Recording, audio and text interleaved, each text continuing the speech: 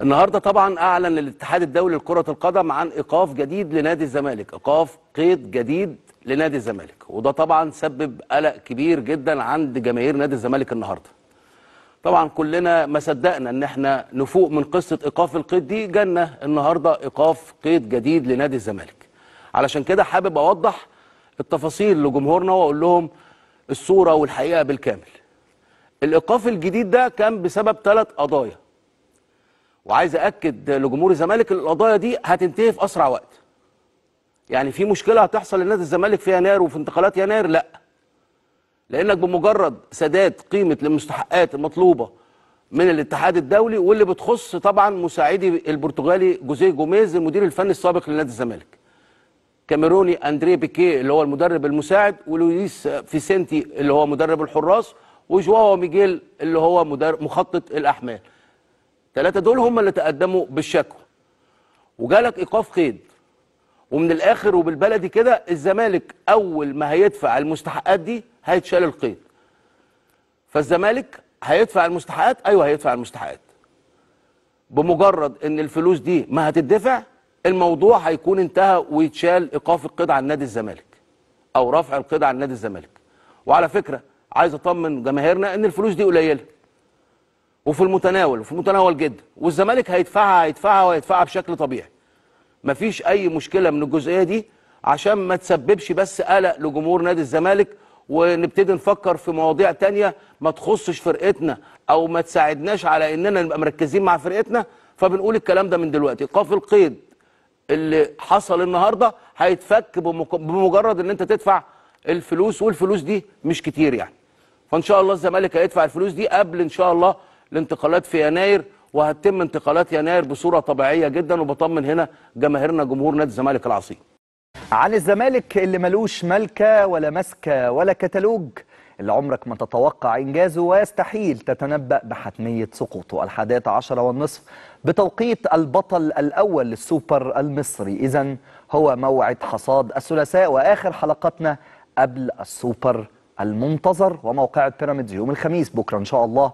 عطا وخليفه يمتعونا في ليله المباراه ويدونا قراءه. على فكره 3/4 اللي عطا وخليفه بيقولوه في الماتش بحس ان هو بيحصل. يعني انا اخر مره تابعتهم في ماتش البنك قال لك البلينات ومش كابتن محمود ناجي راح حاسب عليك البلين على طول. ففعلا يعني انت تنبسط وانت تتفرج على شغل على السبوره حلو. طيب على ذكر السوبر، جمهور الزمالك كل ما تسال واحد زملكاوي كده مش عشمان في السوبر يقول لك بس مش عايزين نتكلم، بس ربنا يكرم يا جدع. انت السوبر يعني مش على بالك ان احنا ناخد السوبر؟ يقول لك يا عم احنا ظروفنا انت عارف بقى.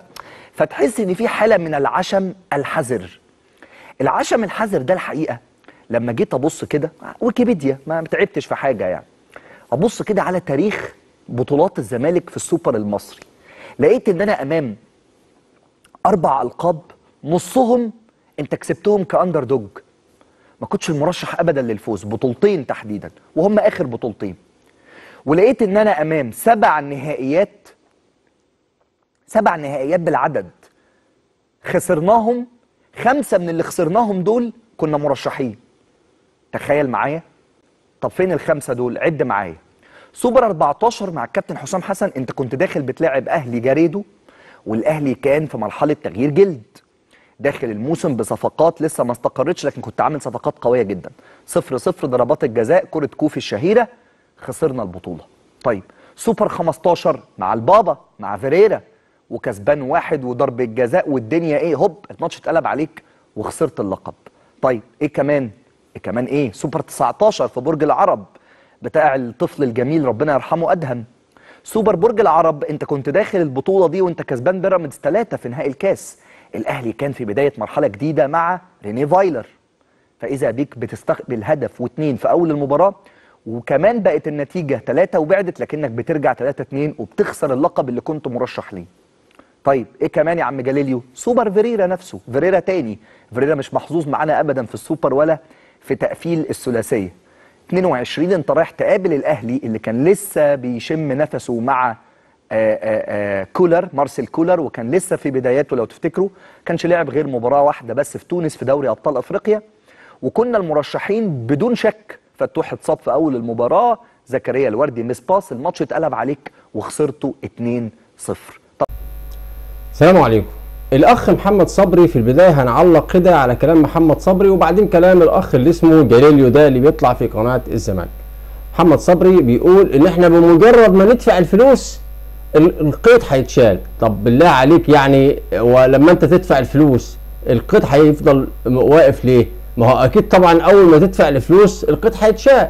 فكلام يعني منطقي، مش محتاج يعني ان انت تقول الموضوع سهل واول ما ندفع الفلوس القيد هيتشال. طيب يكون علم حضرتك بقى اول حاجه ان ايقاف القيد ده جه بسبب قضايا جوميز والمساعدين بتوعه. لكن اللي انت لازم تكون عارفه ان عبد الحميد معالي رافع قضيه هو كمان على الزمالك. يعني في ايقاف قيد جديد لسه في طريقه الى نادي الزمالك، بالاضافه الى ان المدرب اللي اقلوه اللي هو فيريرا ده اللي هم لبسوه اول الموسم لبس من العصور الوسطى ورمى الرايه الحمراء والكلام ده كله، اللي هو طلع ملط زي ما هم بيقولوا فيريرا، والمساعدين بتوعه لهم مستحقات كبيره. اذا الفيفا دلوقتي بكل امانه بتشتغل لحساب الزمالك. نيجي بقى للاخ جليليو. الاخ جليليو بيقول ان الزمالك مكتسح السوبر فاز ب4 القاب. هو ما قالكش بقى ان الاهلي فاز ب16 لقب. خلي بالك الاهلي فاز ب16 لقب سوبر، اللي هو بيقول الزمالك فاز ب4 بس انت بتقولش الحقيقه. وبعدين بيقول لك فاز اخر مرتين، وبيقول 7 مرات كان في النهائي. ال7 مرات اللي في النهائي دول كان السوبر بيقام بنظام مباراه واحده مش 4 مباريات. يعني كده كان الزمالك موجود مع الاهلي. يعني ما اعرفش ازاي كان في النهائي وهو اصلا السوبر كان مباراه واحده بين الاهلي والزمالك او بين بطل الدوري وبطل الكاس. لان النظام الجديد اللي هو معمول رباعي ده لسه مطبق من 4-5 سنين او اكتر من 4 سنين كمان. يعني اللي هو الزمالك فاز منهم لقبين. طب 7 القاب 7 مرات كان في النهائي، هو اوريدي موجود لانه كان بياخد بطوله الكاس مثلا مع الاهلي او بياخد بطوله الدوري مثلا كل كام سنه، فهو اوريدي موجود مع الاهلي لان السوبر كان بيكون من مباراه واحده. طيب بعدين بيقول زمالك لا منطق. ما قالش طبعا البطوله اللي فاتت اللي هو كان فيه اتفاق بين بيراميدز والزمالك ان بيراميدز يسيب له المباراه مقابل طبعا التفويته اللي عملها نادي الزمالك لبيراميدز، وطبعا الهدايا المجانيه والدعم اللي بيقوم بيه جماهير الزمالك لبيراميدز. طبعا احنا عارفين بيراميدز رغم انه فريق قوي وهو المنافس الوحيد للاهلي دلوقتي، لكن طبعا جماهيريا ملهوش جماهير. فطبعا جماهير الزمالك بتقوم بتشجيع بيراميدز في مباريات الدوري وبطوله افريقيا، واي مباراه بيكون فيها طرف نادي الاهلي مكايده في النادي الاهلي. طبعا احنا عارفين جماهير الزمالك دي جماهير ممكن اي حد يأجر الجماهير دي تشجعه بفلوس، بيتحركوا ما فيش منهم مشكله خالص.